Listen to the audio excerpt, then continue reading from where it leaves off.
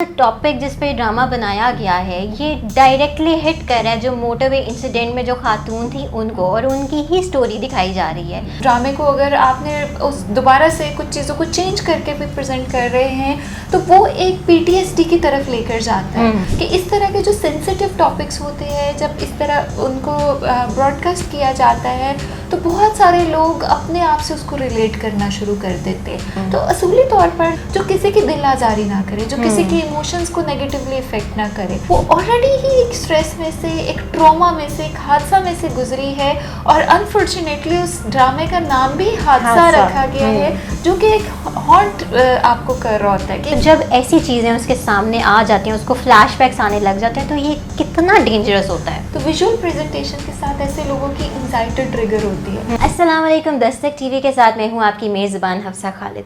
आजकल एक drama serial हादसा बहुत ही ज़्यादा लाइमलाइट में आया हुआ है क्योंकि कहा जा रहा है कि उस ड्रामे का जो मौजू है, जो मोटरवे रेप केस हादसा पेश आया था, वो उस विक्टिम को टारगेट कर रहा है, जिस पे ऑडियंस का बहुत ही बुरा रिएक्शन आया और उनकी तरफ से कहा जा रहा है कि इस ड्रामे को बनाना ही नहीं चाहिए था और ऑनर करना ही नहीं चाहिए था, जिस पर पैमरा भी हरकत में आई और उन्होंने इस ड्रामे को बैन कर दिया गया। इसी हवाले से मेरे साथ मौजूद है माहिर नफ्सियात आमना इफ्तिखार, जिनसे हम आज इस टॉपिक पर बात करेंगे कि क्या इस तरह के टॉपिक्स को मीडिया पर हाईलाइट करना चाहिए, क्या इनको रीएनैक्ट करके ऑडियंस को दिखाना चाहिए।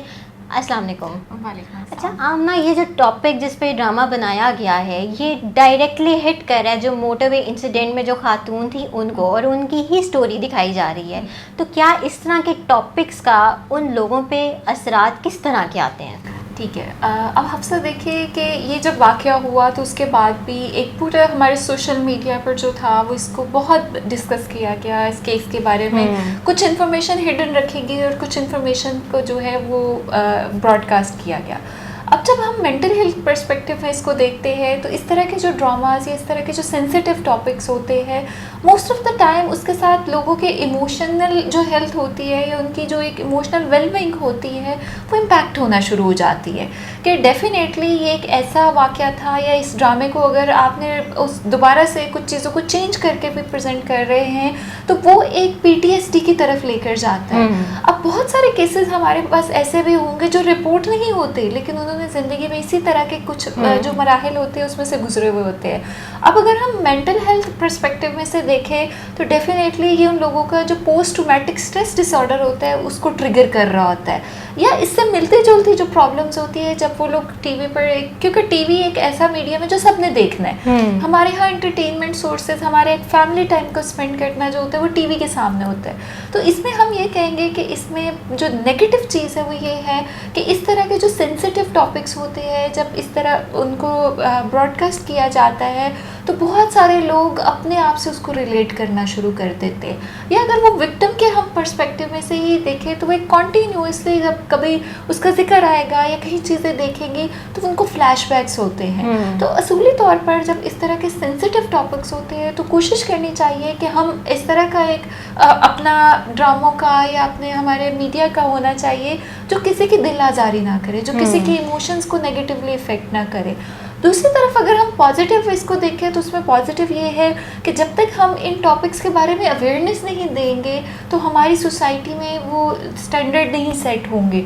लोग उसके बारे में जो है उनको अवॉइड करने के लिए स्ट्रेटजीज नहीं बनाएंगे।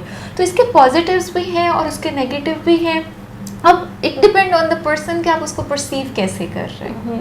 अच्छा, इस तरह के काफ़ी सारे ड्रामाज तो हमारी इंडस्ट्री में बन चुके हैं जो रेप को ही टारगेट करते हैं, लेकिन इस ड्रामे में स्पेसिफिकली एक इंसिडेंट दिखाया गया है और जो खातून है जिनके साथ ये हादसा पेश आया उनकी तरफ से कहा भी जा रहा है कि मुझसे किसी ने मेरा कॉन्सेंट नहीं लिया कि क्या मैं इस चीज़ को मीडिया पे लाना चाह रही हूँ, मेरे साथ जो हादसा पेश हुआ क्या मैं वो ऑडियंस के सामने रखना चाह रही हूँ।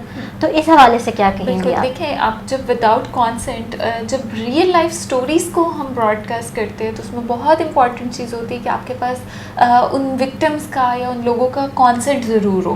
अगर कॉन्सेंट आपको मिल जाता है तो it mean they are agree कि वो उसको डिस्क्लोज कर रहे हैं फॉर द वेलफेयर, कि दूसरे लोगों की हेल्प हो।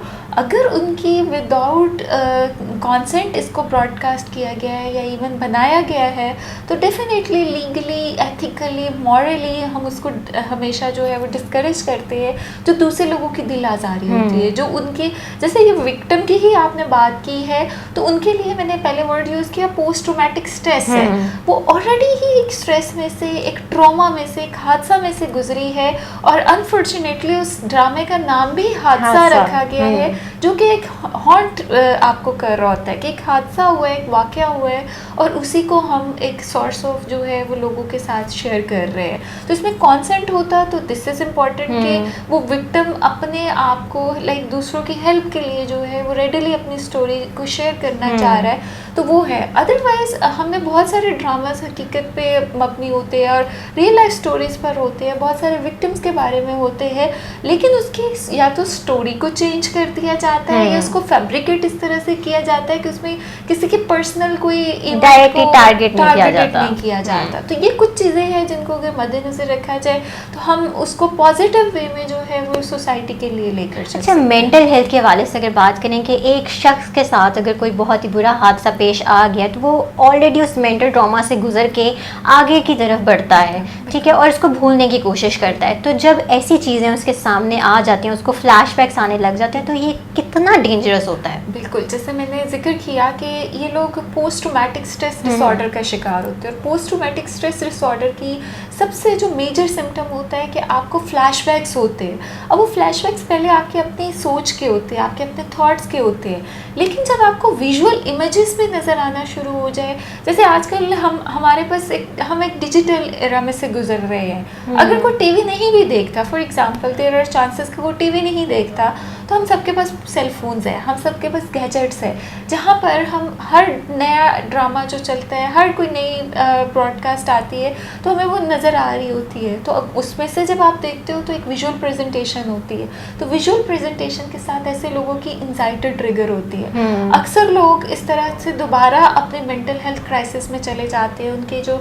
एंजाइटी इश्यूज होते हैं वो बढ़ जाते हैं, उनका सेल्फ कॉन्फिडेंस ख़त्म हो जाता है और वो ट्रोमेटिक लाइफ की तरफ चले जाते हैं, जो कि एक लाइक बहुत सीवियर फॉर्म में इसको इफेक्ट कर। कई दफ़ा तो वो टीवी ना भी देखे तो उनके रिश्तेदार ही लोग कॉल करते हैं, आपको exactly. बता रहे होते हैं कि अच्छा ये देखा, ये इससे रेलिवेंट लग रहा है, ये देखा, ये उससे रेलिवेंट लग रहा है, और पूछना शुरू कर देते हैं कि उसमें ये दिखाया जा रहा है कि तुम्हारे साथ वाकई ऐसा ही हुआ था। बिल्कुल, तो ये एक विक्टिम आप समझ रहे कि अब्यूज़ की इस फॉर्म में चला जाता है कि जब आपके विदाउट कॉन्सेंट, और हमारे यहाँ सोसाइटी इतनी जजमेंटल है कि वो उस चीज़ को पॉजिटिव कम लेती है, पहले हम उसके नेगेटिव एस्पेक्ट्स के ऊपर जो होते हैं वो ज़्यादा चले जाते हैं। अच्छा, इस तरह के जो हादसा पेश आते हैं तो क्या इसके अंदर आप साइकोलॉजिकली अगर हम बात करें तो क्या विक्टिम को बाहर आना चाहिए, उसको बताना चाहिए कि उसके साथ ये ज़्यादती हो गई है? देखिए, पूरी दुनिया में जब हम मेंटल हेल्थ की बात करते हैं तो वहाँ पर WHO की गाइडलाइंस आती है या अमेरिकन साइकोलॉजिकल एसोसिएशंस की गाइडलाइन आती है।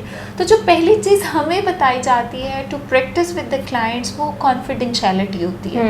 देखिए, मेंटल हेल्थ इश्यूज और इस तरह के ट्रॉमेटिक जो एक्सपीरियंसेस होते हैं उसमें जितना उसको डिस्क्लोज किया जाता है उतना वो विक्टिम और सफरर के लिए जो होता है वो नेगेटिव होता जाता है। जैसे आपने जिक्र किया कि फिर सब लोग उसको दोबारा से जो होते हैं वो रीअसेस करना शुरू करते हैं, उसको दोबारा से क्वेश्चन करना शुरू कर देते हैं। तो उसमें हमारे being the mental health professional हम इस चीज़ को बहुत इंकरेज करते हैं कि कीप द कॉन्फिडेंशियलिटी।